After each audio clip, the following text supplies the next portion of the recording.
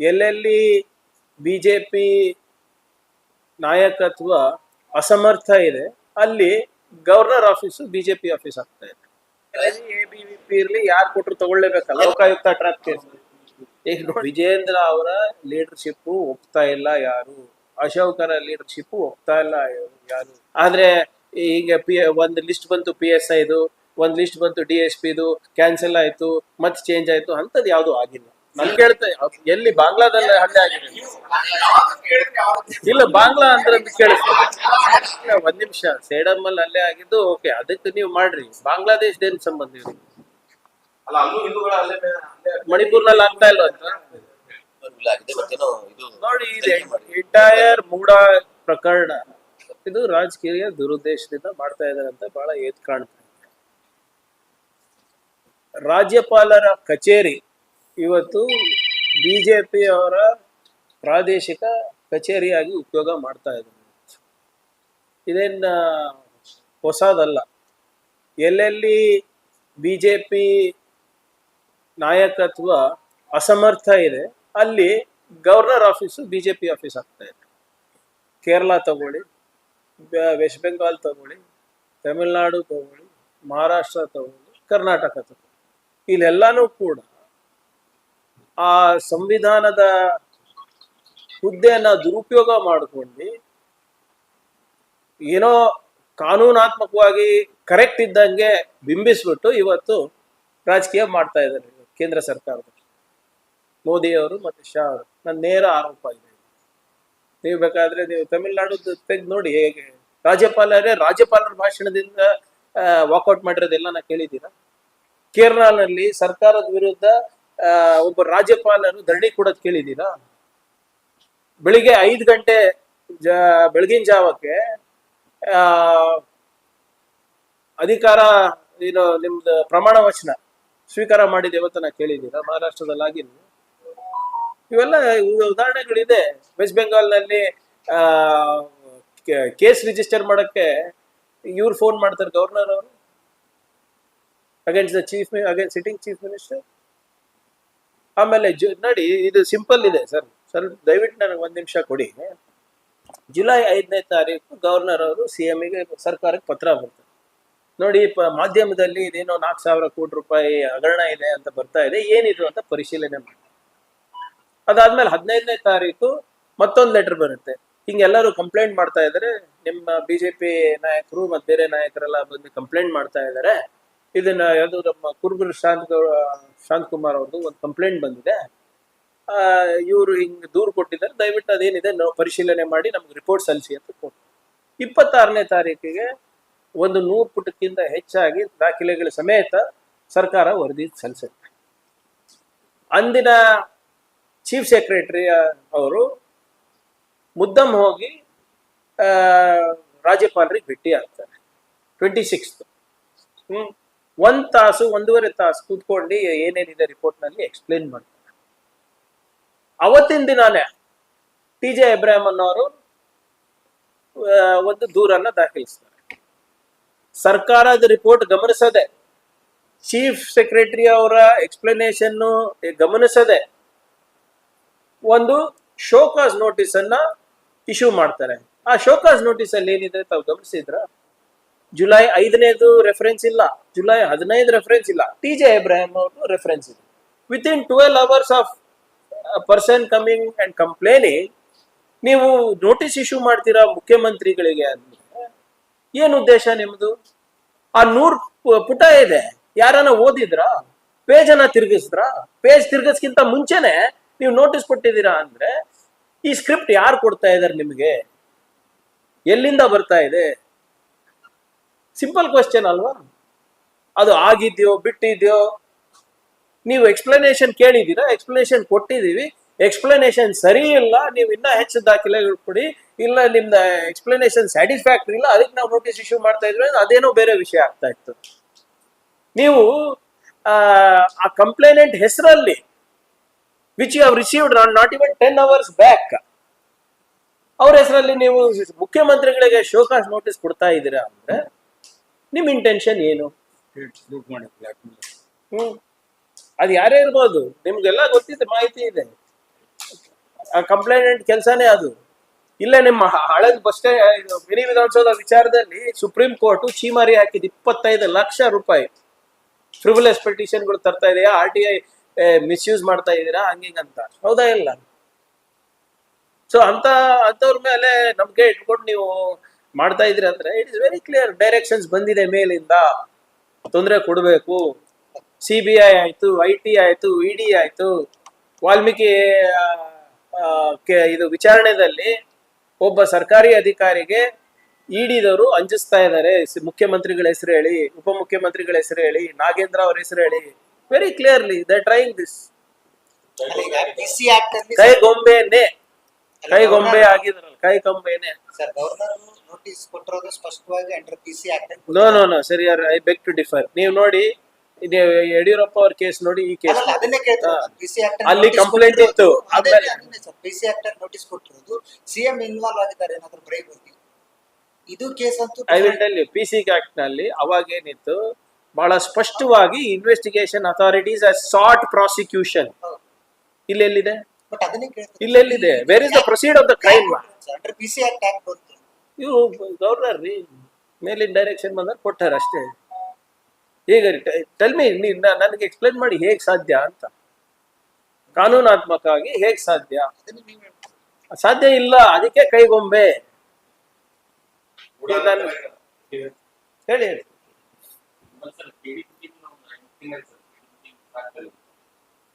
First ಒಂದು Disha meeting ಮಾಡ್ತೀವಿ, ಅದಾದ್ಮೇಲೆ KDP. ನಾನು ಅವತ್ತೇ ಹೇಳಿನಲ್ಲ KDP ಬಗ್ಗೆ. ನಾವು ನೋಡಿ every department wise we are going. ಅದು ನಾವು ಏನ್ ಪ್ರೋಟೋಕಾಲ್ ಫಾಲೋ ಮಾಡ್ಬೇಕು ಮಾಡೋಣ.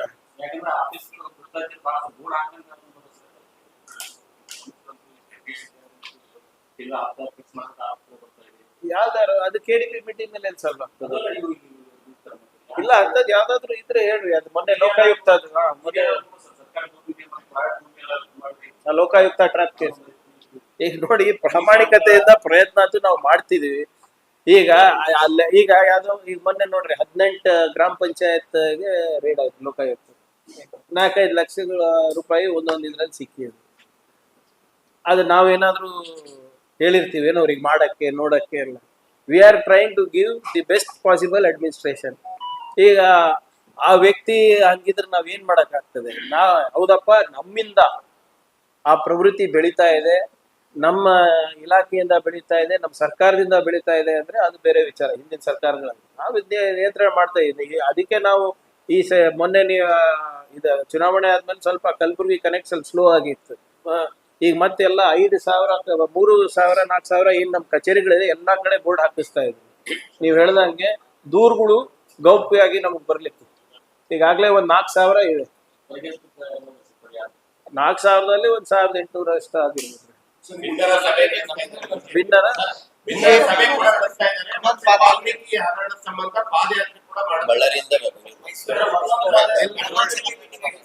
ನೋಡಿ, ನಾನ್ ನಿಮ್ಗೆ 1 ವರ್ಷದಿಂದ ಹೇಳ್ತಾ ಇದ್ದೀನಿ BJP ವರ್ಸಸ್ BJP ನಡೀತಾ ಇದೆ ರೀ ಅಂತ. ನೀವೇ ನಂಬ್ತಾ ಇಲ್ಲ, ನಾನೇನ್ ಮಾಡಿ. ಇವಾಗ ನಾನು ನಂಬ್ತೀರಾ ನನಗೆ? ಇದು ವಿಜೇಂದ್ರ ಅವರ ಲೀಡರ್ಶಿಪ್ ಒಪ್ತಾ ಇಲ್ಲ ಯಾರು, ಅಶೋಕರ ಲೀಡರ್ಶಿಪ್ ಒಪ್ತಾ ಇಲ್ಲ ಯಾರು. ಸದನದಲ್ಲಿ ಒಬ್ಬ ವಿರೋಧ ಪಕ್ಷದ ನಾಯಕರಿಗೆ ಸ್ವಪಕ್ಷದವರೇ ಎದುರು ನಿಂತು ಇವತ್ತು ಒಂಥರ ನೀವು ಲೀಡರ್ಶಿಪ್ ಕ್ವಾಲಿಟಿ ತೋರಿಸಿದೀರಾ ಅಂತ ಹೇಳ್ತಾರೆ ಅಂದ್ರೆ ಏನ್ ಹೇಳ್ಬೇಕು? ಸದನದಲ್ಲಿ ಈ ವಿಚಾರಗಳನ್ನ ಪ್ರಸ್ತಾವ ಬಂದಾಗ ಏನ್ ಮಾಡ್ಬೇಕು ಅಂತವ್ರಿಗೆ ಇದಲ್ಲ. ಕೆಲವು ಜನರು ಸಾಹೇಬ್ರಿಗೆ ಗೊತ್ತಿದೆ, ಕೆಲವು ಜನರು ವಾಕೌಟ್ ಅಂತಾನೆ, ಕೆಲವು ಜನರು ಬಾವಿಗೆ ಬೀಳಿ ಅಂತಾನೆ. ಇದು ನಡೆದಿದ್ದಲ್ಲ. ಸೊ ಅದಕ್ಕೆ ನಾನು ಹೇಳಿದ್ ತಾವು ಗಮನಿಸಿಲ್ಲ, ಯಾವ್ಯಾವ ರಾಜ್ಯಗಳಲ್ಲಿ BJP ನಾಯಕತ್ವ ಅಸಮರ್ಥರಿದ್ದಾರೆ ಅಲ್ಲಿ ಗವರ್ನರ್ ಉಪಯೋಗ ಮಾಡ್ತಾರೆ. ಸೊ ಇದು ನಾನು ಹೇಳ್ತಾ ಇಲ್ಲ, BJP ಅವ್ರದ್ದು ಮೊನ್ನೆ ಬೆಳಗಾವಿ ಇದ್ರಲ್ಲೇ ಹೇಳ್ತಾ ಇದ್ದಾರಲ್ಲ. ನಾನು ಅವತ್ತು ಸಲಹೆ ಕೊಟ್ಟೆ, ನಾನು ಹೇಳಿದೆಲ್ಲ ನೀವು ಪ್ರಸಾರನೇ ಮಾಡಲ್ಲ. ನಾನು ನೀವು ಮೈಸೂರು ಚಲೋ ಮಾಡ್ಬೇಡ್ರಿ, ಡೆಲ್ಲಿ ಚಲೋ ಮಾಡ್ರಿ ಅಂತ ಹೇಳೋದು.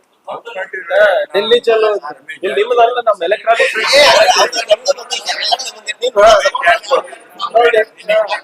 ನೋಡಿ, ನಾನು BJP ಅವ್ರಿಗೆ ಸಲಹೆ ಕೊಟ್ಟೆ ಡೆಲ್ಲಿ ಚಲೋ ಅಂತ. ಡೆಲ್ಲಿ ಚಲೋ ಮಾಡ್ಬಿಟ್ಟು ಕನ್ನಡಿಗರಿಗೆ ಆಗ್ತಾ ಇರೋಂತ ಅನ್ಯಾಯವನ್ನ ನೀವು ನಾವು ದನಿಗೂಡಿಸ್ತೀವಿ, ಅಥವಾ ಕನ್ನಡಿಗರಿಗಂತೂ ನೀವು ಏನು ಮಾಡ್ಲಿಕ್ಕೆ ಆಗೋದಿಲ್ಲ. ಅಲ್ಲಿ ಹೋಗಿ ನಿಮ್ಗೆ ಮೋದಿ ಅವ್ರ ಮುಂದೆ ಮಾತಾಡಕ್ಕಂತೂ ದಮ್ಮು ತಾಕತ್ತು ಇಲ್ಲ. ಬಿಟ್ಬಿಡಿ ಅಂತ ನಾವು ಮಾಡ್ಕೊಂತೀವಿ. ಅಟ್ಲೀಸ್ಟ್ ನಿಮ್ ಪಾರ್ಟಿಗೆ ನಿಮ್ಮ ರಾಜಕೀಯ ಆಯುಷ್ಯಕನ ಮಾಡ್ಕೊಳ್ಳಿ. ಮೈಸೂರು ಚಲೋ ಮಾಡಿ ಏನ್ ಉಪಯೋಗ ಆಗೋದಿಲ್ಲ. ನೀವು ಗವರ್ನರ್ ಏನ್ ಮಾಡ್ಬೇಕು ಅದು ಮಾಡೇ ಮಾಡ್ತಾರೆ. ಆದ್ರೆ ಲೀಗಲಿ ನಾವು ತಗೋತೀವಿ. ಲೀಗಲಿ ನಾವು we will face it, politically we will face it. Transfer ಬೆಳಗ್ಗೆ ಟ್ರಾನ್ಸ್ಫರ್ ಮಾಡ್ತಾರ, ಸಾಯಂಕಾಲ ಕಲಬುರಗಿ ಸರ್. ಯಾವ್ದು PC ಪೊಲೀಸ್ ಡಿಪಾರ್ಟ್ಮೆಂಟ್ ಸರ್. ಯಾವ್ದು ಪೊಲೀಸ್ ಡಿಪಾರ್ಟ್ಮೆಂಟ್ ಸರ್. ಕೆಲವೊಂದು 2-3 ಲಿಸ್ಟ್ ಇಲ್ಲ ಯಾವ್ದು PC ಇಲ್ಲ sir. PC PSI ASI PSI ಅವ್ರೇನ್ ಮಾಡಿದ್ರು? ಜುಲೈ 27ಕ್ಕೆ ಪರಶುರಾಮ್ ಅವರು ತಮಗೆ ಭೇಟಿಯಾಗಿದ್ರು ಯಾದಗಿರಿ ಮತ್ತು PSI. ಡೇಟ್ ಗೊತ್ತಿಲ್ಲ. ಇಲ್ಲೇ ಇದ್ರಲ್ಲ ನೀವು ಇದ್ರಲ್ಲ ಅವತ್ತು. ಭೇಟಿಯಾದಾಗ ಏನ್ ಹೇಳಿದ್ರು? ಯಾವ ಸಂಬಂಧ? ಇಲ್ಲ ಅವ್ರು ನಮ್ಗೆ ಎಲ್ಲ ಇಲ್ಲೇ ಕಲಬುರ್ಗಿನಲ್ಲಿ ಅಕಾಮಿಡೇಟ್ ಮಾಡ್ಬೋದಾ ಅಥವಾ ಅಲ್ಲಿ ಯಾದಗಿರಿನಲ್ಲಿ ಕಂಟಿನ್ಯೂ ಮಾಡ್ಬೋದಾ ಅಂತ ಮನವಿ ಮಾಡ್ಕೊಂಡಿದ್ರು. ಅದನ್ನಾನೇ ನಾವು ಗೊತ್ತಿಲ್ಲಪ್ಪ ನಾನು ತಿಳ್ಕೊತೀನಿ ಅಂತ ನಾನು ಹೇಳಿದೆ. ಹಂಗೇನಾದ್ರೂ ಸಮಸ್ಯೆ ಅಲ್ಲಿ ಯಾದಗಿರಲ್ಲಿ ಆಗಿಲ್ಲ ಅಂದ್ರೆ ಇಲ್ಲಿ ಬನ್ನಿ, ಇಲ್ಲೂ ನಮಗೂ ಬೇಕಾಗಿದೆ ಅಂತ ನಾವು ಹೇಳಿದ್ವಿ. ಅವ್ನು 2 ದಿನ ನನ್ನ ಮನೆಯವ್ರಿಗೆ ಮಾತಾಡ್ಕೊಂಡು ಹೇಳ್ತೀನಿ ಸರ್ ಅಂತ. ಯಾಕಂದ್ರೆ ಅಲ್ಲೇನೋ ಆಗ್ಲೇ ಸ್ಕೂಲಿಗೆ ಏನೋ ಹಾಕಿದ್ರ ಅನ್ಸುತ್ತೆ.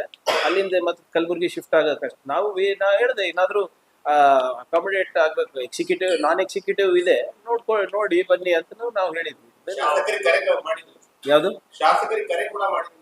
ಯಾರು? ತಾವು ಇಲ್ಲ ನಾನು ಯಾದಗಿರಿ ಶಾಸಕರು ಯಾಕಂದ್ರೆ 2-3 ವಿಚಾರಗಳಿತ್ತು ಅವ್ರದ್ದು. ಯಾಕಂದ್ರೆ ಅವರು ನಮ್ಮ ಕಾನ್ಸ್ಟಿಟ್ಯೂನ್ಸಿ ಇದವರಲ್ಲ, ತುನ್ನೂರು. ಅವ್ರು ಯಾವ್ದೋ ಒಂದು ಕೆಲಸ ಹೇಳಿದ್ರು PDO ಅವರು.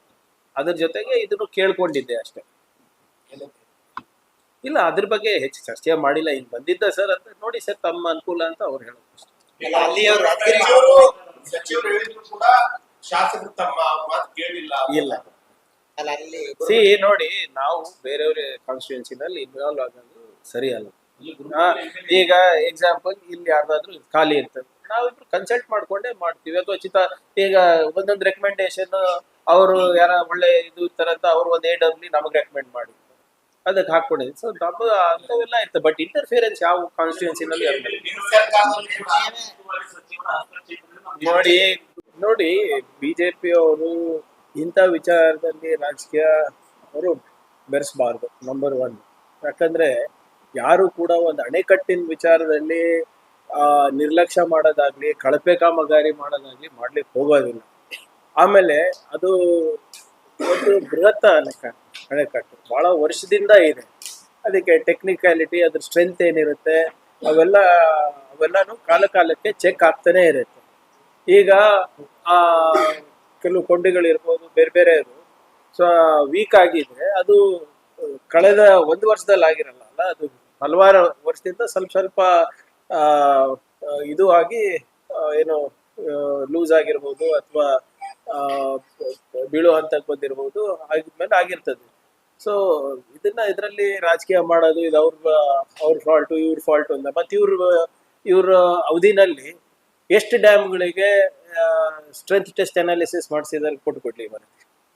ಹೌದೇನಾದ್ರು ಮಾಡಿದ್ರು, ಅದು ಆ ರಿಪೋರ್ಟ್ ಇತ್ತು, ಆ ರಿಪೋರ್ಟ್ ಅನ್ನ ನಿರ್ಲಕ್ಷ್ಯ ಮಾಡಿದ್ರೆ ಯು ಕ್ಯಾನ್ ಬ್ಲೇಮ್ ಅಸ್. ಇವೆಲ್ಲ ಟೆಕ್ನಿಕಲಿ ಇರುತ್ತೆ. ಅದರಿಂದ ನಾವೇನು ಕೈ ಕಟ್ಕೊಂಡು ಕೂತ್ಕೊಂಡಿಲ್ಲ. ಅದು ಗೊತ್ತಾದ ತಕ್ಷಣನೇ DK ಶಿವಕುಮಾರ್ ಸಾಹೇಬರು ಇಮಿಡಿಯೇಟ್ ಆಗಿ TB ಡ್ಯಾಮ್ ಅಲ್ಲೇ ಹೋಗಿ ತಜ್ಞರ ಸಮಿತಿ ರಚನೆ ಮಾಡಿ ಕೆಲಸ ಪ್ರಾರಂಭ ಆಗಿದೆ. 15-16 ತಾರೀಕು ಒಳಗಡೆ ಕೆಲಸನೂ ಕೂಡ ಮುಗೀತದೆ ಅಂತ ಹೇಳ್ತಾ ಇದ್ದಾರೆ. ಸೊ ಅದರಿಂದ ಇದರಲ್ಲಿ ಅನಾವಶ್ಯಕವಾಗಿ ರಾಜಕೀಯ ಬೆರೆಸೋದು ಸರಿಯಲ್ಲ ಇಂಥ ವಿಚಾರದಲ್ಲಿ.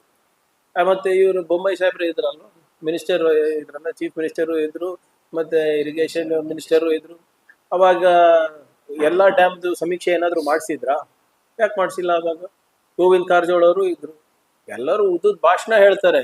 Actually technically feasibility, strength feasibility ಯಾವ್ದಾದ್ರು ಅನಾಲಿಸಿಸ್ ಯಾರನ್ನ ಮಾಡಿಸಿದಾರಾ? ಮಾಡಿಸಿಲ್ಲ. ಸುಮ್ಮನೆ ಇವಾಗ ಬಂದು ಪಾಠ ಹೇಳೋದಲ್ಲ ಸರ್. ಡ್ಯಾಮ್ ಇರೋದು ಕರ್ನಾಟಕದಲ್ಲಿ, ಉಸ್ತುವಾರಿ ಅದ್ರ ಮೇಂಟೆನೆನ್ಸ್ ಮಾಡೋದೆಲ್ಲ ಹೈದರಾಬಾದ್ ಸರ್. ಹಂಗಾಗಿ ಇವ್ರು ಮಾಡ್ತಾರೆ ಅಂತ ಅವ್ರು ಮಾಡ್ತಾರೆ. ಈ ರೀತಿ ಒಂದು ನೆಗ್ಲಿಜೆನ್ಸ್ ಇದೆ. ನೋಡಿ, ಎವರ್ ಇಟ್ ಈಸ್. ಯಾಕಂದ್ರೆ ನಾನು ಹೇಳ್ದಂಗೆ ಇಟ್ಸ್ ಎ ಟೆಕ್ನಿಕಲ್ ಇಶ್ಯೂ. ಎಲ್ಲಿ ನಮಗೆ ಟೆಕ್ನಿಕಲಿ ಸೌಂಡ್ ಸ್ಟ್ರೆಂತ್ ಸಿಗುತ್ತೆ ಅಲ್ಲಿ ನಾವು ಹೋಗ್ಬೇಕಾಗ್ತದೆ. ಅದು ಡೆಲ್ಲಿದವ್ರು ಇರ್ಬೋದು, ಇಲ್ಲಿ ಆಂಧ್ರದವ್ರು ಇರ್ಬೋದು, ಬೆಂಗಳೂರದವ್ರು ಇರ್ಬೋದು. ನಮಗೆ ನೀರು ಉಳಿಸೋದಿದೆ, ರೈತರಿಗೆ ಒಳ್ಳೇದಾಗ ಮಾಡೋದಿದೆ.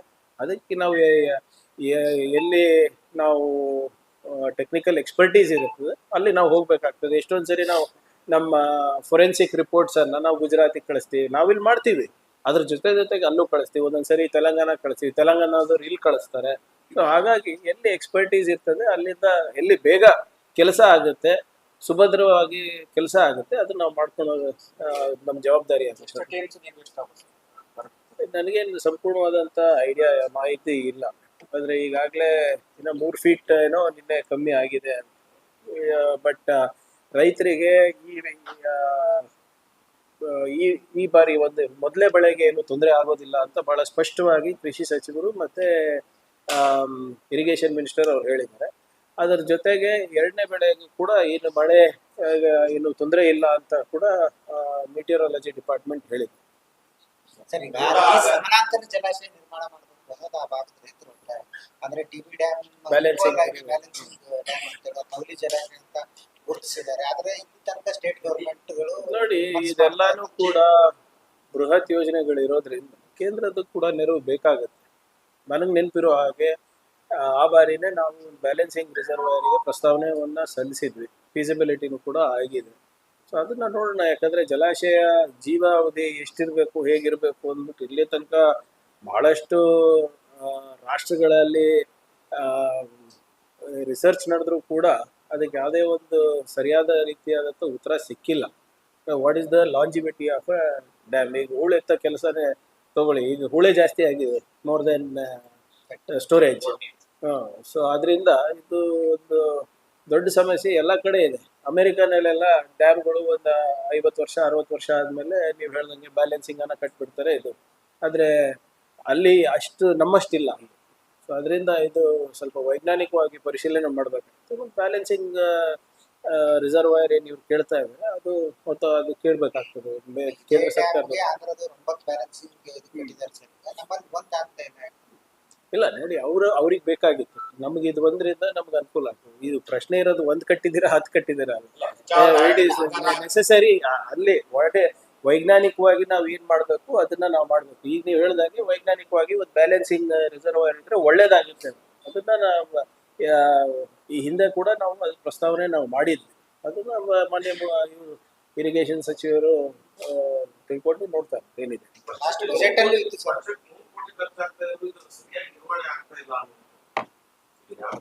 ನೋಡಿ, ಎಲ್ಲಾ ಡ್ಯಾಮಿಗೂ ಕೂಡ ನೀವು ಖರ್ಚು ಮಾಡ್ತಾನೆ ಇರ್ಬೇಕಾಗ್ತದೆ.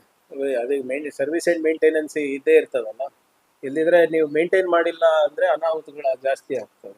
ಈಗ ಗೇಟ್ ಈಗ ನೋಡೋಣ. ಈಗ ಇದ್ರಲ್ಲಿ ಯಾವುದೇ ಒಂದು ಕಳಪೆ ನಡೆದಿದೆ, ಹಗರಣ ನಡೆದಿದೆ ಅಂತ ಎಲ್ಲೂ ಹೋಗಿಲ್ಲ ಅಲ್ವಾ. It is a technical fault. ಅದನ್ನ ಫಸ್ಟ್ ಸುಧಾರಣೆ ಮಾಡಿದ್ಮೇಲೆ ಮಿಕ್ಕಿದ್ ನಾವು ನೋಡ್ತೀವಿ. ನಾನು ಯಾವುದೇ ಅದಕ್ಕೆ ಮಾನ್ಯ ಸಚಿವರು ಕೂಡ ಅದೇ ಹೇಳಿರೋದಲ್ಲ, ಅಂಥದ್ದು ಯಾವ್ದಾದ್ರು ನೆಗ್ಲಿಜೆನ್ಸ್ ಕಂಡು ಬಂದ್ರೆ ಖಂಡಿತವಾಗಿ ಆಕ್ಷನ್ ತಗೋ. ಆದ್ರೆ ನಮ್ಮ ಪ್ರಯಾರಿಟಿ ಏನಿದೆ ನೀರು ಉಳಿಸೋದು. ನಮ್ಮ ಪ್ರಯಾರಿಟಿ ಏನಿರೋದು ಡ್ಯಾಮ್ ಅನ್ನ ಸುಭದ್ರ ಮಾಡಿ ನಮ್ಮ ರೈತರಿಗೆ ನೀರು ಕೊಡಿಸೋದು ನಮ್ಮ ಆದ್ಯತೆ ಆಗಿದೆ.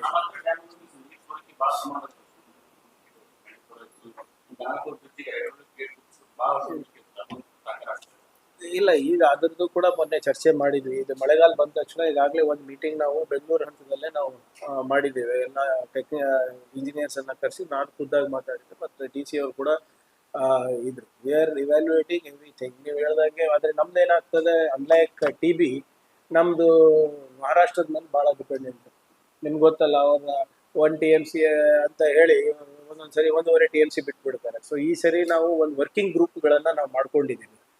ಅಲ್ಲಿ ಮಹಾರಾಷ್ಟ್ರದ ಇಂಜಿನಿಯರ್ಸ್ ಮತ್ತು ಕರ್ನಾಟಕದ ಇಂಜಿನಿಯರ್ಸ್ ಮತ್ತೆ ರೆವಿನ್ಯೂ ಆಫೀಸರ್ಸ್.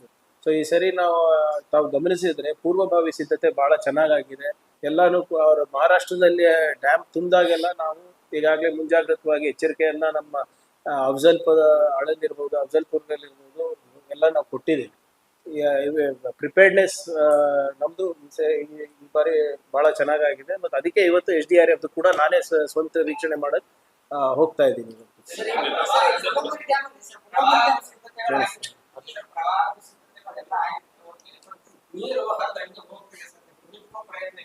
ಇಲ್ಲ, ಎಷ್ಟು ಕೆಪಾಸಿಟಿ ಇರುತ್ತೆ ಅಷ್ಟೇ ಇರ್ತದೆ. ಇಲ್ಲ ನಾವು ಹಿಡಿದು ಇಟ್ಕೊಳೋದಂತಲ್ಲ ನೋಡಿ, ಇದನ್ನ ನಾವು ಬರೇ ಆ, ವಾಸ್ತವದಲ್ಲಿ ಏನಿದೆ ಅಂತ ನಾವು ನೋಡ್ಕೊಂಡು ಮಾಡೋಕ್ಕಾಗಲ್ಲ, ಮುಂದೆ ಏನಾಗುತ್ತೆ ಅಂತ ಕೂಡ ನೋಡ್ಕೊಂಡು ಮಾಡ್ಬೇಕಾಗ್ತದೆ. ಸೊ ನಮ್ದು inflow, expected inflow and outflow capacity ನೋಡ್ಕೊಂಡು ಮಾಡ್ಬೇಕಾಗ್ತದೆ. ಮಳೆ ಏಕಾಏಕಿ ನಾವು ಬ್ರಿಮ್ಮಿಗೆ ತಂದ್ಬಿಟ್ಟು ನಾವು ಬಿಟ್ಬಿಟ್ರೆ ಆಮೇಲೆ ನಮ್ಮ ಮುಂದೆ ಏನಾದ್ರೂ ಒಂದು 6 ತಾಸು ಅಕಾಲಿಕವಾಗಿ ಬಚಾವ್ ಆಯೋಗದ ಪ್ರಕಾರ ಇದು ಬ್ರಿಡ್ಜ್ ಕಮ್ ಬ್ಯಾರೇಜ್ಗಳು 7 ಆಗ್ಬೇಕು ಸರ್. ಅದನ್ನ ನೋಡಿ, ಅದನ್ನ ನಾನು ಹೇಳ್ದಂಗೆ ಮೊನ್ನೆ ನಾವು ಇದು ಮಾಡಿದ್ದೀವಿ. ಸ್ಟೋರೇಜ್ ಕೆಪಾಸಿಟಿ ಅಲ್ಲಿ ಜಾಸ್ತಿ ಅದನ್ನ ನಾವು ಆಗ್ಲೇ ಏನಾದ್ರು ಅದು ಈ ಸರಿ ಹೋದ ಬಾರಿನೇ ನಾವು ಅನುಷ್ಠಾನಕ್ಕೆ ತರಬೇಕು ಅಂದ್ಬಿಟ್ಟು ನಾನು ಒಂದು ಪಟ್ಟಿ ಕೊಟ್ಟಿದ್ದೆ. ಅದು ಮಾನ್ಯ ಮುಖ್ಯಮಂತ್ರಿಗಳು ಪರಿಶೀಲನೆ ಮಾಡ್ಬಿಟ್ಟು ನಾವು ಹೇಳ್ತೀವಿ ಅಂತ ಹೇಳಿದ್ದಾರೆ. ನನ್ನ ಪ್ರಸ್ತಾವನೆ ಏನಿತ್ತು ಅಂದ್ರೆ, ಸ್ವಲ್ಪ ರೀಜನಲ್ ಫಂಡ್ ಅಲ್ಲಿ KKRD ರೀಜನಲ್ ಫಂಡ್ ಅಲ್ಲಿ ನಾವು ಒಂದು 30% ಕೊಡ್ತೀವಿ, ಮಿಕ್ಕಿದೆಲ್ಲ ಅವ್ರಿಗೆ ಕೊಟ್ರೆ ನಮ್ಗೆ ಅನುಕೂಲ ಆಗುತ್ತೆ ಅಂತ ಆಗ್ಲೇ ಪ್ರಸ್ತಾವನೆ ಹೋದ ವರ್ಷನೇ ಕೊಟ್ಟಿದ್ದೀವಿ, ಮತ್ತೊಮ್ಮೆ ಕೊಡ್ತೀವಿ.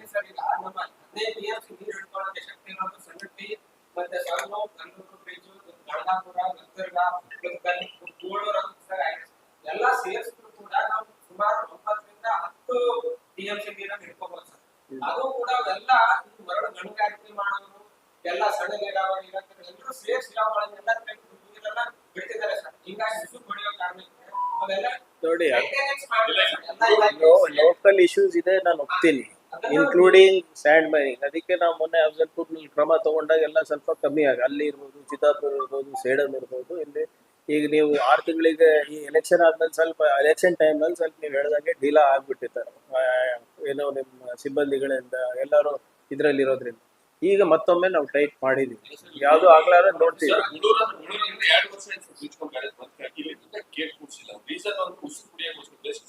ಇಲ್ಲ ಅದ್ರ ಬಗ್ಗೆ ನಾನು ಪರಿಶೀಲನೆ ಮಾಡ್ತೀನಿ. But as far as I know ಸದ್ಯಕ್ಕೆ ಎಲ್ಲಾನು ಸೆಕ್ಯೂರ್ ಇದೆ ನನ್ನ ಪ್ರಕಾರ. ಮತ್ತೊಮ್ಮೆ ನಾನು ನೀವು ಹೇಳಿದ್ದನ್ನ ಪರಿಶೀಲನೆ ಮಾಡಿಸ್ತೇನೆ.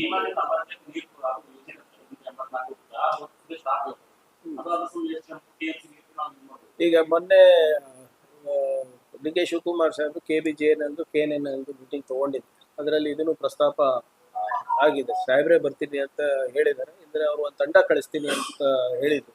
ಸೊ ಬಹುಶಃ ಅವರಿಗೆ ನಾವು ಆಗಸ್ಟ್ 20 ಆದ್ಮೇಲೆ ನಾನು ಬರಕ್ಕೆ ಹೇಳಿದ್ದೆ. ನಾನು ಅವ್ರಿಗೆ ಕರ್ಸ್ಕೊಂಡು ಇದು ನೋಡ್ತೀನಿ what stage it is. Sir, ಮುಲಾಮರಿ ಡ್ಯಾಮ್ ನಿರ್ಮಾಣ ಮಾಡಿದ್ರೆ ಸರ್, ಅದಕ್ಕೆ ಕೆಳಗಡೆ ಸ್ಲ್ಯಾಬ್ ಹಾಕಿ ಡೆವಲಪ್ಮೆಂಟ್ ಮಾಡಿದ್ರೆ ಹಾಕಿದ 6 ತಿಂಗಳು ಕಿತ್ತು ಬಂದಿದೆ ಸರ್. ಹೋರಾಟ ಎಲ್ಲ ಅದಕ್ಕೆ ಯಾರು ಜವಾಬ್ದಾರಿ ಇಲ್ಲ ಸರ್. ನೀವು ನನ್ನ ಪತ್ರ ಓದಿಲ್ಲ ಅನ್ಸುತ್ತೆ, ಹೋದ 2 ತಿಂಗಳಿಂದ ಇತ್ತು. No we will do it. ಅದೇನು ಈಗ ವಿ ವಿಲ್ ಡೂ ಇಟ್ ಅಂದ್ರೆ ತನಿಖೆ ಆಗ್ಬೇಕಾಗಿದೆ. ಅದಾಗ್ಲೇ ನಾವು ಹೇಳಿದೀವಿ. ಒಬ್ರು ರಿಟೈರ್ಡ್ ಜಡ್ಜಿ ಕೂಡ ಅವ್ರು ನೇಮಿಸಿದ್ರು, ಅವರು ಕೂಡ ರೆಕ್ಯೂಸ್ ಮಾಡ್ಕೊಂಡಿದ್ದಾರೆ. ನಾನು ಬರ್ಲಿಕ್ಕಾಗ 1 ತಿಂಗಳಾದ್ಮೇಲೆ. ತನಿಖೆ ಆಗ್ಬೇಕಿದೆ ಅಂತಿದ್ರಿ. ಬಟ್ ಆ ತನಿಖೆ ಎಲ್ಲಿಗೆ ಬಂತು, ಪ್ರೊಸೆಸ್ ಏನಿದೆ ಯಾವ್ದನ್ನಂತ ಹೇಳಿದ್ರೆ ಹೇಳ್ಬೋದು. ಮುಲ್ಲಮಾರಿದಿನ್ನ ಅಪಾಯಿಂಟ್ ಆಗಿಲ್ಲ ಅಂತ ಹೇಳ್ತಾ ಇದೀನಲ್ಲ, ಕೇಳಿ. ಮುಲ್ಲಮಾರಿದು ಅಪಾಯಿಂಟ್ ಆಗಿಲ್ಲ ಅಂತ ಹೇಳ್ತೇನೆ. ನಾನು ಎಲ್ಲ ಹೇಳಿದೆ ಸರ್, ಈ ತರ ಏನಂತ ಹೇಳ್ಬೇಕು ಕೇಳಿ, ನೀವು ರಿವೈಂಡ್ ಮಾಡಿ ಕೇಳ್ರಿ. ನಾ ಏನ್ ಹೇಳಿದೆ KKRD ಅದೇ ಹೇಳಿದ್ದೀನಲ್ಲ. KKRD ಹೇಳಿ. ಈಗ IAS ರಮಣ್ ರೆಡ್ಡಿ ಅವರು ಇನ್ವೆಸ್ಟಿಗೇಷನ್ ಮಾಡಿದ್ರು, ಪ್ರಿಲಿಮಿನರಿ ಆಗಿ ಸಾಬೀತಾಗಿದೆ, ಅವರು ರಿಟೈರ್ ಆದ್ರು. ಅದಾದ್ಮೇಲೆ ನಾವು ಏನು 2/3 ಅದು 40% ಸರ್ಕಾರದ ಜಡ್ಜಿ ಕೊಡ್ಬೇಕಾ ಅಥವಾ ನಾವು ಇನ್ನೊಂದು ನಿವೃತ್ತ IAS ಆಫೀಸರಿಗೆ ಕಳ್ಬೇಕಾ ಅಂತ ತೀರ್ಮಾನ. ಅಲ್ಲಿ ಕೆಲಸ ಜಾಸ್ತಿ ಆಗಿರೋದ್ರಿಂದ ನಾವು ಇಲ್ಲಿ 2 IAS ಆಫೀಸರ್ಸ್ ಕೊಟ್ಟಿದ್ವಿ, ನಿವೃತ್ತ IAS ಆಫೀಸರ್ಸ್. ಅವರು 2 ಕೋಟಿ ಮತ್ತು 1 ತಿಂಗಳಾದ್ಮೇಲೆ ಒಬ್ಬರು ತಾಯಿಯವ್ರೇನೋ ಇಲ್ಲಿ ಹೇಳ್ತಾ ಅಂದ್ಬಿಟ್ಟು ಲಿಖಿತ ಮೂಲಕ ಮಾಡಕ್ಕಾಗಲ್ಲ ಅಂದ್ರು. ಇದಾದ್ಮೇಲೆ ಮತ್ತೊಬ್ರಿಗೆ ಕೊಟ್ಟೆ, ಅವರು 2 ತಿಂಗಳಾದ್ಮೇಲೆ ಮಾಡ್ಲಿಕ್ಕಾಗಲ್ಲ ಅಂತ ರೆಕ್ಯೂಸ್ ಮಾಡ್ತಾರೆ. ಈಗ ಸಿಟ್ಟಿಂಗ್ IAS ಆಫೀಸರ್ ಕಡೆಯಿಂದ ಮಾಡಿಸ್ಬೇಕು ಅಂತ ಮೊನ್ನೆ ತೀರ್ಮಾನ ಆಗಿದೆ. ಆದ್ರೆ ಪ್ರಿಲಿಮಿನರಿ ಬಂದಿದೆ ಅಂತಾನೆ ಹೇಳಿದ್ದಾರೆ. ಸರಿ, BM ಪರೀಕ್ಷೆಯಲ್ಲಿ ಮೌಲ್ಯ ಮಾಪನ ತುಲಸಿಸುವುದಕ್ಕೆ FIR ಆಗಿದೆ ಸರ್. ಅದನ್ನ FIR ಆಗಿದೆ ಸರ್. ಅಲ್ಲಿ ಸೆಂಟರ್ ಇಲ್ಲ, ಅಲ್ಲಿ ಅದೇ ವರದಿಗಳೆಲ್ಲ ನಾವು ಮೌಲ್ಯಮಾಪನ ತುಲಸಿಸುವುದು ಹೋಗಿ ವಿಸಿಟ್ ಮಾಡಿ ಎಲ್ಲ ವೆರಿಫಿಕೇಶನ್ ಮಾಡ್ಕೊಂಡು ಕುಲಪತಿಗಳಿಗೆ ಅಲ್ಲಿ ಸೆಂಟರ್ ಇಲ್ರಿ, ಎಲ್ಲಿ ಕಾಲೇಜ್ನಾಗ ಸೆಂಟರ್ ನೋಡಿ, ನಮ್ಮ ವಿಶ್ವವಿದ್ಯಾಲಯದ ಒಂದು ಬ್ಲ್ಯಾಕ್ ಬಾಕ್ಸ್ ತರ ಆಗ್ಬಿಟ್ಟಿದೆ. ಹಿಂದಿನ ಸರ್ಕಾರದಲ್ಲಿ ಯಾರ್ಯಾರು ನೇಮಕ ಆಗಿದ್ದು ಎಲ್ಲರೂ ಏಜೆಂಟ್ಗಳಾಗಿ ವರ್ತನೆ ಮಾಡ್ತಾರೆ. ಅವರಿಗೆ ಸರ್ಕಾರಕ್ಕೆ ಏನು ಸಂಬಂಧ ಇರ್ಲಾರ್ದಂಗೆ ಆಡ್ತಾ ಇದೆ. ನಿಮ್ಗೆ ಗೊತ್ತಿದೆ ಎಲ್ಲೇನು ನಡೀತಾ ಇದೆ, ನಿಮ್ಮ CUK ನಲ್ಲಿ ಏನು ನಡೀತಾ ಇದೆ ಅಂತ. ನಾವು ಕಳೆದ 1 ವರ್ಷದಿಂದ ಪ್ರಯತ್ನ ಮಾಡಿ ಸ್ವಲ್ಪ ಸುಧಾರಣೆ ತರಲಿಕ್ಕೆ ಮಾಡ್ತಾ ಇದ್ವಿ. ಈ ವಿಚಾರದಲ್ಲಿ ಕೂಡ ಈಗಾಗಲೇ ಮಾನ್ಯ ಉನ್ನತ ಶಿಕ್ಷಣ ಸಚಿವರು ಗಮನಕ್ಕೂ ತಂದೆ. ನಿನ್ನೆ ಇಲ್ಲಿ ಬಂದಿದ್ರು, ತಾವು ಕೂಡ ಮಾತನಾಡಿದ್ದೀರಾ ಅಂತ ಹೇಳಿದ್ರು ಅವರು. ಸೊ ಅವ್ರು ಸ್ಪಷ್ಟವಾಗಿ ಹೇಳಿದ್ದಾರೆ ಏನೇನು ಮಾಡ್ತಾರೆ ಇದರಲ್ಲಿ ಅಂತ. ಎಲ್ಲೋ ಒಂದು ಅಂಗನವಾಡಿ ಕಾರ್ಯಕರ್ತನು ಮೌಲ್ಯಮಾಪನಕ್ಕೆ ತಗೊಂಡಿದ್ರು ಅಂತೆಲ್ಲ, ಇವೆಲ್ಲ ಹೇಗಾಗಿ ಸಾಧ್ಯ ಆಗ್ತದೆ ಹೇಳಿ, without interference from top university officials? Complaint ಆಗಿದೆ ಸರ್, ಪೊಲೀಸ್ ಯಾರು ಕಂಪ್ಲೇಂಟ್ ಆಗಿದೆ ಸರ್, ಏನು ಕ್ರಮ ಆ ರಿಜಿಸ್ಟ್ರಾರ್ ಇರ್ಬೋದು, ಯಾರೇ ಇರ್ಬೋದು. ಆದ್ರೆ ಒಂದ್ ನಿಮಿಷ, ಅವರು ಯಾರು ಮೌಲ್ಯಮಾಪನ ಮಾಡ್ತಾ ಇದ್ರು ಅವ್ರು ಮುಂಚೆಯಿಂದಾನು ಇದ್ರಂತೆ, ಕಳೆದ 6 ವರ್ಷದಿಂದ. ಅದು ಹಂಗೆ ಕಂಟಿನ್ಯೂ ಮಾಡಿ ಅದು ಗೊತ್ತಾದ್ಮೇಲೆ ಇವರೇ ತೆಗ್ದಿದ್ದು, ನಮ್ ಸರ್ಕಾರ ಬಂದ್ಮೇಲೆ ಅದು ತೆಗ್ದಿದ್ದು. ಯಾರು ಸಚಿವರ ಕೈವಾಡ ಇದೆ? ಮೌಲ್ಯಮಾಪನ ಕುಲಸಚಿವರು ಸರ್. ಇಲ್ಲ, ಯಾರೇ ಇರ್ಬೋದ್ರಿ, ಮೌಲ್ಯಮಾಪನ ಕುಲ ಸಚಿವರು ಇರ್ಬೋದು, ಕುಲ ಸಚಿವರು ಇರ್ಬೋದು, ಯಾರಿದ್ರು ನಿರ್ದಾಕ್ಷಿಣ್ಯವಾಗಿ ಕ್ರಮ ತಗೋತೀವಿ. FIR ಆಗಿದೆ ಅಲ್ವ ಒಂದು? ಎಷ್ಟು 15 days ಆಗಿದೆ.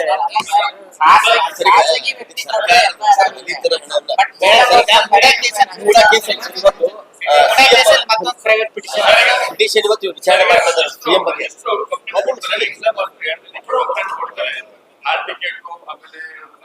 ಅದೆಲ್ಲನೂ ಕೂಡ we have submitted to I myself have submitted to higher education minister. ಅದು ಈಗ 15 ದಿನ ಆಗಿದೆ ಕೊಟ್ಟು, ನಾವು ನೋಡೋಣ ಏನ್ ಬರುತ್ತೆ. ಯಾವ್ದಕ್ಕೆ ಪೊಲೀಸ್ ಯಾರು ಕಂಪ್ಲೇಂಟ್ ಕಂಪ್ಲೇಂಟ್ ಕೊಟ್ಟಿದ್ದಾರೆ. ಕೊಡಕ್ ಹೋದ್ರೆ ಈ ಸ್ಟೇಷನ್ ಬರಲ್ಲ, ಅಲ್ಲವ್ರು ಆ ಸ್ಟೇಷನ್ ಬರಲ್ಲ, ಇಲ್ಲವ್ರು ಅಂತ ಸತಾಯಿಸಿದ್ರು. ಒಂದು ಕೌಂಟರ್ ಕಂಪ್ಲೇಂಟ್ ಆಯ್ತು. ಈ ರೀತಿ ಇಲ್ಲ ಅದು ನೋಡಿ ಅವ್ರು ನನ್ನ ಗಮನಕ್ಕೆ ತಂದಿಲ್ಲ ರಿಜಿಸ್ಟ್ರಾರ್. ABVP ಇರ್ಲಿ, ಯಾರು ಕೊಟ್ಟರು ತಗೊಳ್ಳೇಬೇಕಲ್ಲ. ಇಲ್ಲ ಸರ್, ಅವರು ಒಬ್ಬ ಮೌಲ್ಯಮಾಪನ ಕುಲ ಸಚಿವರು ಕಂಪ್ಲೇಂಟ್ ಕೊಟ್ಟರೆ ತಗೊಳ್ಳಲ್ಲ, NISV ಅಧ್ಯಕ್ಷ ಕಂಪ್ಲೇಂಟ್ ಕೊಡ್ತಾರೆ ಅಂತ ಹೇಳ್ತಾರೆ ಸರ್. ಅವ್ರದೇ ಕಂಪ್ಲೇಂಟ್ ಬೇರೆ, ಇವ್ರದೇ ಕಂಪ್ಲೇಂಟ್ ಬೇರೆ ಅಲ್ಲ. ಈಗ ಅವ್ರದ್ದು but registrar has not told anything to me on that. ನಾನು VC ಅವರು ಏನು ಹೇಳಿಲ್ಲ ಅದ್ರ ಬಗ್ಗೆ. ನನಗೆ ನೀವ್ ಹೇಳಿದ್ಮೇಲೆ ಗೊತ್ತಾಯ್ತು ಸರ್. ಈಗ ಮೂಡ ಸಂಬಂಧಪಟ್ಟಂತೆ ಪ್ರೈವೇಟ್ ಬಿಡಿ CM ಇಲ್ಲ ನೋಡಿ, ವರ್ಗಾವಣೆ ದಂಧೆ ನೀವ್ ಹೇಳಿದ್ರಲ್ಲ, ಈಗ ತಾವು ಹೇಳಿದ್ರಿ ಏನು ಒಂದು PSI ಹಿಂಗ್ ಹಾಕಿದ್ವಿ, ಮತ್ ಹಿಂಗ್ ಚೇಂಜ್ ಆಯ್ತು, ASI ಹಿಂಗ್ ಹಾಕಿದ್ವಿ. ಯಾವ್ದು ಒಂದು ಉದಾಹರಣೆ ಕೊಟ್ಬಿಟ್ರಿ. ಯಾಕಂದ್ರೆ ಒಂದ್ ನಿಮಿಷ ಏರ್ಮಿ ಆಗುತ್ತೆ. ಎಲ್ಲಾ ತಾಲೂಕಿನಲ್ಲೂ ಕೂಡ ಎಲ್ಲೆಲ್ಲಿ MLA ಗಳಿದ್ದಾರೆ, ನಾವು ಅವರಿಗೆ ಸಂಪೂರ್ಣವಾದಂತ ಫ್ರೀ ಹ್ಯಾಂಡ್ ಕೊಡ್ತೀವಿ. ನಾವು ಯಾವ್ದು ಕಾನ್ಸ್ಟಿಟ್ಯೂನ್ಸಿನಲ್ಲಿ ಕೂಡ PSI ಇರ್ಬೋದು, ಬೇರೆ ಅಧಿಕಾರಿಗಳು ಇರ್ಬೋದು, ಹಸ್ತಕ್ಷೇಪ ನಾವು ಮಾಡ್ತಾ ಇದ್ದೀವಿ. EO ಇಂದ ಇರ್ಬೋದು, ಯಾರು ನಾವು ಜಿಲ್ಲಾ ಆಡಳಿತದಲ್ಲಿ ಯಾರು ಡಿಸ್ಟ್ರಿಕ್ಟ್ ಲೆವೆಲ್ ಆಫೀಸರ್ಸ್ ಇದೆ, ಅವು ನಾವು ಕನ್ಸಲ್ಟೇಷನ್ ಮುಖಾಂತರ ಮಾಡ್ತಾ ಇದ್ದೀವಿ. ಆದ್ರೆ ನೀವ್ ಹೇಳೋದಕ್ಕೆ ಈಗ ಅವ್ನು ಅಲ್ಲಿ ಪೊಲೀಸ್ ಸ್ಟೇಷನ್ ಅಲ್ಲಿ ಏನಾದ್ರು ನಡೀತಿರ್ಬೋದು, ಓಕೆ, ಅದನ್ನ ನಾನು ಡಿಫೆಂಡ್ ಮಾಡ್ಕೊಳಕ್ ಆಗೋದಿಲ್ಲ. ಆದ್ರೆ ಈಗ ಒಂದು ಲಿಸ್ಟ್ ಬಂತು PSIದು, ಒಂದ್ ಲಿಸ್ಟ್ ಬಂತು DSPದು, ಕ್ಯಾನ್ಸಲ್ ಆಯ್ತು, ಮತ್ತೆ ಚೇಂಜ್ ಆಯ್ತು, ಅಂತದ್ ಯಾವ್ದು ಆಗಿಲ್ಲ ನನ್ನ ಪ್ರಕಾರ. ಈ ಸಿಟಿಯಲ್ಲಿ ಟ್ರಾನ್ಸ್ಫರ್ ಮಾಡಿದ್ರು ನೆಕ್ಸ್ಟ್ ಇಲ್ಲ PC-ದು ಅದು ಶಫಲ್ ಮಾಡಿದ್ರೆ ಅಷ್ಟೇ, ಶಫಲ್ ಮಾಡಿದ್ರೆ. ಯಾದಗಿರಿ ಅಲ್ಲೂ ಕೂಡ ರೇಟ್ ಫಿಕ್ಸ್ ಆಗಿತ್ತು ಅನ್ನೋದು ಅವ್ರ ತಮ್ಮದೇ ಆಗುತ್ತೆ. ನೋಡಿ, ಅದ್ರ ಬಗ್ಗೆ ನಾನು ಹೆಚ್ಚು ನಾನು ಅವರಿಗೂ ಮಾತಾಡಿದೆ. ನಾನೇ ಅವ್ರಿಗೆ ಕನ್ಸೋಲ್ ಮಾಡಿ ನಾನು ಹೇಳಿದೆ, ಏನಿದ್ರು ತನಿಖೆ ಮಾಡಿಸ್ತೀನಿ, ನನ್ನನ್ನು ನಂಬಿ ಅಂತಾನೆ ನಾನು ನಾನು ಅವತ್ತಿನ ದಿನಾನೇ ಯಾಕಂದ್ರೆ ಅವ್ರು ಗರ್ಭಿಣಿ ಇದ್ರು, 8 ತಿಂಗಳು ಬಾಣತಿ ಇದ್ರು, ಮತ್ತೇನಾದ್ರು ಮತ್ತೆ ಊಟನೂ ಮಾಡಿರಲಿಲ್ಲ, 12 ತಾಸು 14 ತಾಸು ಆಗಿತ್ತು. ಸೊ ಕನ್ಸೋಲ್ಡ್ ಇದೆ. ಬಟ್ ಈಗಾಗಲೇ ತನಿಖೆ ನಡೆದಿದೆ, ಅವರು ಇಬ್ರದ್ದು ಹೆಸರು ಕೂಡ ಇದೆ, ಯಾರದೇ ರಕ್ಷಣೆ ಮಾಡೋದು ಅಂತ ಇಲ್ಲ ಅಂತ ಆವಾಗಲೇ ಹೇಳಿದ್ರು ನಮ್ಮ ಸರ್ಕಾರ. ಪರಮೇಶ್ವರ್ ಸಾಹೇಬ್ ಕೂಡ ಹೇಳಿದ್ದಾರೆ. ಯಾರು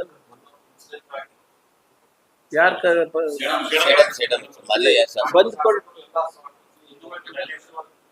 ಮಣಿಪುರ್ನಲ್ಲಿ ಯಾರಿದ್ದಾರೆ? ಇಲ್ಲ, ಮಣಿಪುರ್ನಲ್ಲಿ ಯಾರಿದ್ದಾರೆ? ಇಲ್ಲ, ನಾನ್ ಕೇಳ್ತೆ ಎಲ್ಲಿ ಬಾಂಗ್ಲಾದಲ್ಲಿ ಹಲ್ಲೆ ಆಗಿದೆ. ಇಲ್ಲ, ಬಾಂಗ್ಲಾ ಅಂದ್ರೆ ಕೇಳಿಸ್ತೇನೆ.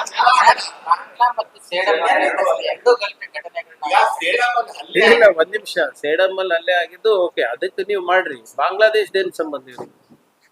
ಅಲ್ಲ ಅಲ್ಲೂ ಹಿಂದೂಗಳ ಅಲ್ಲೇ ಮಣಿಪುರ್ನಲ್ಲಿ ಆಗ್ತಾ ಇಲ್ಲ ಅಂತ ಮಣಿಪುರ್ನಲ್ಲಿ ಹಿಂದೂ ಮೇಲೆ ಹಲ್ಲೆ ಇಲ್ಲಿ ಈಗ ಈ ಯಾರ್ಯಾರು ಇಲ್ಲೆಲ್ಲೋ ಜಗಳ ಮಾಡ್ತಾರೆ ಯಾವ್ದಾವ್ದೋ ಕಾರಣಕ್ಕೆ ಜಗಳ ಮಾಡ್ತಾರೆ ಅವಾಗೇನ್ ಜಾತಿ ಗೀತಿ ನೋಡ್ಕೊಂಡು ಜಗಳ ಮಾಡ್ತಾರೆ ಮಣಿಪುರದಲ್ಲಿ ಆಗಿದೆ ಇದು ಆಗ್ಲಿ ಬಿಡಿ ಅಂತ. ಹಂಗಲ್ಲ ಅಲ್ಲಿಗೆ ಹೋಗು ಅದ್ರ ಬಗ್ಗೆ ಯಾಕೆ ಮಾತಾಡಲ್ಲ ಇವ್ರು ಅಲ್ಲಿ ಇಲ್ಲೂ ಆಗ್ಲಿ ಅಂತ ನಾನೆಲ್ಲ ಹೇಳ್ತಾ ಇದ್ದೀನಿ ಇಲ್ಲಿ ಯಾರು ಯಾರ್ಯಾರು ಯಾರ್ಯಾರು list? ಯಾವ್ದು ಈ ಕಡೆ ಶ್ರೀರಾಮರೇ ಮಾಡ್ರಿ ಈಗ ನಾನು ಹೇಳಿಲ್ಲ ಅವತ್ತು ಕೆಲವು ಜನರಿಗೆ ಎಲ್ಲೂ ಒಳ್ಳೆ ಕೆಲ್ಸಕ್ಕೆ ಕರೆಯೋದಿಲ್ಲ ಅದಕ್ಕೆ ಇದು. ಸರ್ ಈಗ ನಿಮ್ ಸರ್ ಶಾಪ ವಾಣಿ ಸುತ್ತಮುತ್ತ ಸ್ವಲ್ಪ ಹೈವೇ ರಸ್ತೆ ಇದೆ ಹೈವೇ ರಸ್ತೆ ಕಟ್ಕೊಂಡು ಬೈಲಿಂಗ್ ಮಾಡ್ತಾ ಇದೆ ಬೈಕ್ಸ್ ಇಲಾಖೆ ಏನ್ ಮಾಡ್ತಾರೆ ಒಂದ್ ವೇಳೆ ಏನಾದ್ರು ಅಪಘಾತ ಡೇಂಜರ್ ನೋಡಿ ಇದು ಈಗಾಗ್ಲೇ ಇಲ್ಲ ಇದು ಮುಂಚೆಯಿಂದಾನು ಹಳೆ ಇದು ಇದೆ we are not allowing any extension ಅವ್ರದ್ದು ಎಷ್ಟು ವ್ಯಾಪ್ತಿ ಇದೆ ಅಷ್ಟೇ ಇದೆ ಈಗ ಏನ್ ಮಾಡ್ತಾ ಇದಾರೆ ಈಗ ಅದು ಮೊನ್ನೆ ಯಾವುದೋ ಒಂದು ಹೊಸ ನೀತಿ ತರಬೇಕು ಅಂತ ಹೇಳ್ತಾ ಇದ್ರು ಡ್ರೋನ್ ಸರ್ವೆ ಮಾಡಿಸಿ ವ್ಯಾಪ್ತಿಯ ವಿಸ್ತರಣೆ ಮತ್ತೆ ಆಳವನ್ನ ಇದು ಮಾಡ್ಲಿಕ್ಕೆ ಅಂತ ಅದು ನಮ್ ಇವ್ರು ಫೆಡರೇಷನ್ ಅವ್ರೇನೋ ಒಪ್ತಾ ಇಲ್ಲ ಅಂತ ಮೊನ್ನೆ ಮಿನಿಸ್ಟರ್ ಅವರು ಕ್ಯಾಬಿನೆಟ್ ತಿಳಿಸಿದ್ದಾರೆ ಬಟ್ ಅನಧಿಕೃತವಾಗಿ NH ಹತ್ತಿ ಯಾವ್ದು ನಡೀತಾ ಇಲ್ಲ ಅಂತ ನಾನ್ ನಂಬಿದ್ದೇನೆ ಎಲ್ಲಿ ಇಲ್ಲ ಅಲ್ಲಿ ಮುಂಚೆಯಿಂದಾನು ಇದೆ ದಟ್ ಇಸ್ ಆಲ್ ಲೀಗಲ್ ಇಲ್ಲ ಇವ್ರೇನ್ ಹೇಳ್ತಾ ಇರೋದು NH ಗೆ ಹತ್ತೆ ಇದೆ ಅದ್ರ ಹೊಸದಾಗ ಆಗಿದೆ ಹಳೇದಿದೆ ನಾನು ಅದಕ್ಕೆ ಟ್ರಾಫಿಕ್ ಇಲ್ಲ ಇದ್ರಲ್ಲಿ ಯಾವ್ದು ನಿಮ್ಮ ಶಾಬಾ ಟು ರಾವೂರ್ ಯಾವ್ದು ಹೇಳ್ತಾ ಇದ್ರೆ that is not an NH it is not an NH MDR ಇದೆ ಅದಕ್ಕೆ ತಕ್ಕಾಗಿ ಇದೆ ಬಟ್ ನೀವ್ ಹೇಳ್ತಾ ಇರೋದು NH ಗೆ ಹತ್ತಿ ಇರೋದು ನನ್ ಗಮನಕ್ಕೆ ಯಾವ್ದು ಇಲ್ಲ but I will look into ಯಾವ್ದು ಫಿನಿಶಿಂಗ್ ಇಲ್ಲ ಸರಿನಿಲ್ಲ ಏನೋ ಒಂದು ಇದು ಆದ್ಮೇಲೆ ಅದಕ್ಕೆ ಸೀದಾ ಕೊಳಕ್ ಅದು ಎಷ್ಟು ಸರ 50 ಅಡಿ 100 ಅಡಿ ಅಲ್ಲಿ ಜಾಸ್ತಿ ಸಿಟಿ ಕಮಿಷನರ್ ನೋಡಿ ನಾನ್ ಬಲಿತಾ ಇದ್ದಿದ್ದಕ್ಕೆ ನಂಗೆ ಯಾವ್ದು ಮನೆಗಳ ಕೊಟ್ಟಿಲ್ಲ ಅಂತ ಶರಣ್ ಪ್ರಕಾಶ್ ಅವರಿಗೆ ಇನ್ನ ಸಿಕ್ಕಿಲ್ಲ ಕ್ವಾರ್ಟರ್ಸ್ ಗೊತ್ತಾ ಇಲ್ಲ ಶಿಷ್ಟಾಚಾರದ ಪ್ರಕಾರ ಯಾವ ಶಿಷ್ಟಾಚಾರ ಸಿಕ್ಕಿಲ್ಲ. ಇಲ್ಲ ಈಗ ಎಷ್ಟೊಂದು ಒಂದ್ ನಿಮಿಷ ಸರ್ ಎಷ್ಟೊಂದು ಮಂತ್ರಿಗಳಿಗೆ ಇನ್ನಾನು ಕೂಡ ಸರ್ಕಾರಿ ಬಂಗ್ಲೆಗಳು ಸಿಕ್ಕಿಲ್ಲ ಯಾಕಂದ್ರೆ ಹಿಂದೆ ಅದು ಕೆಲವರು ಹೈಕೋರ್ಟ್ ಜಡ್ಜ್ಗಳು ಅದು ಇವ್ರಿಗೆಲ್ಲ ಕೊಟ್ಟಿರೋದ್ರಿಂದ ಇವ್ರೊಬ್ರಿಗೆ ಅಂತಲ್ಲ ಈಗ ಪಾಪ ಬಿಜೆಪಿ ಅವರು ನೋಡ್ರಿ ಹೆಂಗಿರ್ತಾವ ಬಜೆಟ್ ಸೆಷನ್ ಇರ್ತದ ರಾಜ್ಯಪಾಲರ ಭಾಷಣ ಸೆಷನ್ ಇರ್ತವ ಅದ್ರಲ್ಲಿ ವಿರೋಧ ಪಕ್ಷದ ನಾಯಕರೇ ಇರೋದಿಲ್ಲ ಅಪಾಯಿಂಟೇ ಮಾಡಿಲ್ಲ ಅಪಾಯಿಂಟ್ ಮಾಡಿ 15 ದಿನಕ್ಕೆ ಕಾರ್ಬೇಕು ಅಂದ್ರೆ ಹೆಂಗೆ ಈಗ ಸದನ ನಡಿಬೇಕಾದ್ರೆ ಎಲ್ಲಿರ್ತಾರೆ ಇವ್ರು ವಿರೋಧ ಪಕ್ಷದ ನಾಯಕರು ಯಾರು ಇರ್ಲೇ ಇಲ್ಲ ಅಲ್ಲ ಆ ಮೇಲ್ಮನೆಯಲ್ಲೂ ಹಂಗೆ ಆಯ್ತು ಕೆಳಗಿನ ಮನೆಯಲ್ಲಿ ಕರ್ನಾಟಕ ರಾಜ್ಯದ ಇತಿಹಾಸದಲ್ಲಿ ಮೊದಲನೇ ಬಾರಿಗೆ ಬಜೆಟ್ ಸೆಷನ್ಗೆ ವಿರೋಧ ಪಕ್ಷದ ನಾಯಕರು ಇರ್ಲಿಲ್ಲ ರಾಜ್ಯಪಾಲರ ಸೆಷನ್ಗೆ ವಿರೋಧ ಪಕ್ಷದ ನಾಯಕರು ಇರ್ಲಿಲ್ಲ ಎರಡ್ ಕಡೆ ಈ ಸರಿ ಬಜೆಟ್ ಸೆಷನ್ ನಡೆದಿದೆ ಈ ಸರಿನೂ ಯಾರು ಇರ್ಲಿಲ್ಲ ಈಗ 10 ದಿನದಲ್ಲಿ ಆಗಿದೆ ಸವಲತ್ತಿಗೆ ಯಾಕೆ ಇಷ್ಟು ಮೈ ಮೇಲೆ ಬಿಡ್ತಾ ಇದಾರೆ ಕೊಡ್ತದೆ ಸರ್ಕಾರ ಶಿಷ್ಟಾಚಾರದ ಪ್ರಕಾರ ಏನ್ ಕೊಡ್ಬೇಕೋ ಎಷ್ಟು ಕೊಡ್ತಾರೆ ಈಗ ಎಷ್ಟೋ ನಾನು ಹೇಳ್ದಂಗೆ ನಮ್ಮ ಜಿಲ್ಲೆ ಶರಣ್ ಪ್ರಕಾಶ್ ಅವರಿಗೆ ಮನೆ ಸಿಕ್ಕಿರಲಿಲ್ಲ 1 ವರ್ಷ ಆಯ್ತು ಈಗೇನೋ ಅಲಾಟ್ ಮಾಡಿದಾರೆ ಅಂತ ಕೇಳಿದೀನಿ ನಾನು ನನ್ನ ಪ್ರಕಾರ ಅದನ್ನು ಆಗಿಲ್ಲ ಇನ್ನ 1 ತಿಂಗಳಾಗ್ತಾ ಬಂತು ಸರ್ ಸಿಟಿ ಕಮಿಷನರ್ ಇಲ್ಲ ಸಿಟಿ ಕಮಿಷನರ್ದು ನಾವು ಯಾಕಂದ್ರೆ ಇವರು ಎಲೆಕ್ಷನ್ ಆದ ತಕ್ಷಣ ಹೋಗಿರೋದ್ರಿಂದ ಒಂದು ಕೆಲವು 3-4 ಆಫೀಸರ್ಸ್ ಅನ್ನ ನಾವು ಚರ್ಚೆ ಮಾಡಿದೀವಿ CM ಅವ್ರದ್ದು ಪರಮೇಶ್ವರ್ ಸಾಹೇಬ್ ಜೊತೆ ಅವ್ರದ್ದು ಅಲ್ಲಿ ಅವಧಿ ಮುಗಿದ್ಬಿಟ್ಟು ಇಲ್ಲಿ ರಿಪೋರ್ಟ್ ಮಾಡ್ಕೋಬೇಕಾಗ್ತದೆ ಅಲ್ಲಿ 1 ತಿಂಗಳು 1.5 ತಿಂಗಳು ಸ್ವಲ್ಪ ಬಾಕಿ ಇದೆ ಅಂದ್ಬಿಟ್ಟು ಸೊ ಅದಕ್ಕೋಸ್ಕರ ವಿಳಂಬ ಆಗ್ತದೆ ಅದು we will get it done. Pramod Mutalik ಅವರು ಇತ್ತೀಚೆಗೆ ಕಂಪನಿಗೆ ಪ್ರೆಸ್ಮೆಂಟ್ ಮಾಡಿದ್ರು ಸರ್ ಈ ಬಾಲ್ಯ ಅಧ್ಯಯನ ಕೇಂದ್ರಕ್ಕೋಸ್ಕರ ಯೂನಿವರ್ಸಿಟಿ ಜಾಗ 3 ಎಕರೆ ಜಮೀನು ಸಿದ್ಧಾಂತ ಮಾಡಿ ಈಗ ಇದು ಹೊಸದೇನಿದೆ ಒತ್ತುವರಿ ಮಾಡ್ಕೊಂಡಿದ್ದಾರೆ. ಹೊಸದೇನಿದೆ ಹೇಳಿ ಇದರಲ್ಲಿ ಅಲ್ಲ, ಹೊಸ- ಈಗ ಇದು ಹಳೆ RTI ನಿಮ್ಮ ಕಾರ್ಯಕರ್ತರು ತೆಗ್ದು ಮಾಡಿ ಆಯ್ತು ಆ ಪಾಲಿ ಇನ್ಸ್ಟಿಟ್ಯೂಟ್ ನಲ್ಲಿ ಯಾರ್ಯಾರು ಇರೋದು ಹೇಳಿ ಅವಾಗ ಪ್ರಣಬ್ ಮುಖರ್ಜಿ ಸಾಹೇಬ್ರಿದ್ದಾಗ ನೋಡಿ ಫಸ್ಟ್ ಪಾಲಿ ಇನ್ಸ್ಟಿಟ್ಯೂಟ್ ಮಾಡಿದ್ಯಾಕೆ ನಮ್ಮ ದೇಶದ ಇತಿಹಾಸ ಏನಿದೆ ಪಾಲಿನಲ್ಲಿ ಸಂಸ್ಕೃತನಲ್ಲಿ ಅಲ್ಲ ಪಾಲಿ ಆಡ್ಭಾಷೆ ಇತ್ತು ಅವಾಗ ಪಾಲಿ ಪ್ರಾಕೃತ ಅದನ್ನ ಅಧ್ಯಯನ ಮಾಡಬೇಕು ಅಂದ್ಬಿಟ್ಟು ಇಲ್ಲ ಅದಕ್ಕೆ ಟ್ರಸ್ಟ್ ಅವ್ರು ಯಾರಾದ್ರು ಓನ್ಲಿ ಮೆಂಬರ್ಸ್ ಅವಾಗ ಪ್ರಣಬ್ ಮುಖರ್ಜಿ ಅವರಿದ್ದಾಗ 10 ಕೋಟಿ ರೂಪಾಯಿಯನ್ನ ಒದಗಿಸ್ಕೊಟ್ಟಿದ್ರು ಅದಕ್ಕೆ ಬಿಲ್ಡಿಂಗ್ ಆಗಿದೆ ಮತ್ತೆ ಅದನ್ನ ಯಾರಿಗೆ ಹಸ್ತಾಂತರ ಮಾಡಿದ್ವಿ ಕಲಬುರ್ಗಿ ಯೂನಿವರ್ಸಿಟಿ ಅವ್ರು ನಡೆಸ್ಬೇಕಾಗ್ತಿದೆ ವಿ ಆರ್ ಜಸ್ಟ್ ಮೆಂಬರ್ಸ್ ಅದರಲ್ಲಿ DC ಇದ್ದಾರೆ ಎಜುಕೇಶನ್ ಕಮಿಷನರ್ ಇದ್ದಾರೆ ಎಲ್ಲ ಸರ್ಕಾರಿ ಅಧಿಕಾರಿಗಳೇ ಇರೋದು ಇದರಲ್ಲಿ ಅದ್ರಲ್ಲಿ ಹಗರಣ ಹೆಂಗಿದೆ ಅದನ್ನ ಹೇಳ್ಬೇಕಲ್ಲ ಅವರು. ಈಗ ಲೋಕಾಯುಕ್ತಕ್ಕೆ ಇವತ್ತು ಅವಾಗೇ ಹಾಕಿದ್ರು. ಇವಾಗ ಒಂದು 15-20 15 ವರ್ಷದ ಹಿಂದೆ ಆ ಲೋಕಾಯುಕ್ತ ರಿಪೋರ್ಟ್ ತೆಗೆದು ನೋಡಿದ್ರೆ ಗೊತ್ತಾಗ್ತದಲ್ಲ. ಈಗ ಅದು ಏನಾಗಿದೆ ಏನಾಗಿಲ್ಲ, ಅದು Gulbarga university should run it, not us. ಇಲ್ಲ, ಅವ್ರ ಆರೋಪ ಏನು ಅಂದ್ರೆ ಜಾಗ ತಗೊಂಡ್ರು ಕೂತ್ರು ಯಾವ್ದು ಅಧ್ಯಯನ ನಡೀತಾ ಇಲ್ಲ ಅಲ್ಲಿ ಪಾಲಿಕೇಶನ್ ಅದು ಮಾಡ್ಲಿ, ಇವರೇ ಮುಂದೆ ಬಂದು ಮಾಡ್ಲಿ, ಯಾರು ಬೇಡ. ಈಗ ಇಂಥವ್ರಿಗೆಲ್ಲ ಉತ್ತರ ಕೊಟ್ಕೊಂಡು ಓಡಾಡ್ಬೇಕು. ಯಾರು ದಾಖಲೆ ನೋಡಲ್ಲ, ಮಾಡಲ್ಲ, ಬಿಡಲ್ಲ. ಅದೇ ಅದ್ರಲ್ಲಿ ಏನ್ ನಾನ ಮೆಂಬರ್ ಇದೀನಾ ಅಥವಾ ಮೆಂಬರ್ ಬೇಡಿ ಅಧ್ಯಕ್ಷ ಇದೀನಾ ಏನಿದೀನಿ? ಇಡೀ ನಾವು ಈ ಕೆಲವು ಸಂಸ್ಥೆಗಳನ್ನ ಉಳಿಸ್ಬೇಕು ಬೆಳೆಸ್ಬೇಕು ಅಂತ ಪ್ರಯತ್ನ ಮಾಡ್ತಾ ಇದೀವಿ. ರಾಜಕೀಯ ಪ್ರೇರಿತವಾಗಿ ಮಠಕ್ಕೆ ನೋಟಿಸ್ ಕೊಟ್ಟಿದ್ದಿಲ್ಲ. ಯಾರಿಗೆ? ಯಾರು? ನಾನು ಯಾರು ನೋಟಿಸ್ ಕೊಡ್ಲಿ? ಅದಕ್ಕೇನಿದೆ, ನಮ್ಮ ಇನ್ಫ್ಲೂಯೆನ್ಸ್ ಇರ್ಬೋದು ಅದಕ್ಕೆ. ಅಲ್ಲ ಸರ್, ಅದು ಇಲ್ಲ, illegal ಏನಿದೆ? ಸರ್ ಸಾಕಷ್ಟು 106 ಕಟ್ಟೆಗಳು ಇಲ್ಲಿಗಲ್ ಅದಾವ ಸಿಟಿನಲ್ಲಿ. ನನಗೆ ಒಂದು ಬಂದಿರುತ್ತೆ, ನೀವು ಇನ್ನ 99 ಹೇಳಿ ಕೊಡಿಸ್ತೀವಿ ಅಂತ. ಈಗ ನೀವು ನೋಟಿಸ್ ಕೊಟ್ಟಿದ್ದು ಒಳ್ಳೇದಂತೀರಾ ತಪ್ಪಂತೀರಾ? ನಂದಲ್ಲ, ತಾವು ಹೇಳಿದ್ರೆ ಪ್ರಿಯಾಂಕ್ ಮಾಡಿದ್ರೆ ತಪ್ಪು ಅಂತ. First of all, I am not answerable to him, number 1. Number 2, ನಾನ್ ನೋಟಿಸ್ ಕೊಟ್ಟಿಲ್ಲ. ನನಗೆ ಸಾಕಷ್ಟು ಕೆಲಸಗಳಿವೆ. ನಾವು ಏನೇನೋ ಒಂದು ನಮ್ಮ ಕಲಬುರಗಿ ಅಭಿವೃದ್ಧಿಗೋಸ್ಕರ ಒಂದು ಸಂಕಲ್ಪ ಇದೆ. ಆ ಸಂಕಲ್ಪದಲ್ಲಿ ಈ ಸ್ವಾಮಿ ಡಸ್ ನಾಟ್ ಫಿಟ್, ಆಯ್ತಾ? ನನಗೆ ಇವ್ರದೇ ನಮಗೇನು ನೆನ್ಪಿದ್ದ ಇಟ್ಕೊಂಡು ಮಾಡೋದಂತಲ್ಲ. ಈಗ ಎದ್ ಕಾಣುತ್ತೆ. ಮೊನ್ನೆ ನನಗೆ ಯಾರೋ ತೋರಿಸಿದೆ, ಅದ ಅವ್ರದಂತಾನು ಗೊತ್ತಿಲ್ಲ ನನಗೆ. ಮೊನ್ನೆ ನೋಡ್ಬೇಕಾದ್ರೆ ಯಾರೋ ತೋರಿಸಿದ್ರು, ಸರ್ ಇದಕ್ಕೆ ನೋಟಿಸ್ ಕೊಟ್ಟಿರೋದು ಅಂತ. ಅವಾಗ ಗೊತ್ತಾಯ್ತು ನನಗೆ ಅವ್ರದಂತ. ಎಲ್ಲ ಅದು ತಗೊಳ್ಳಿ. See what ever is illegal, ಒಂದ್ ಎಕ್ಸಾಂಪಲ್ ಮಾಡಿ. ಈಗ ನೋಡ್ರಿ, ನೀವು ಇದು ದ್ವಂದ್ವ ನೀತಿ ನಿಮ್ದು. ನನ್ನ ಮೇಲೆ ನೀವು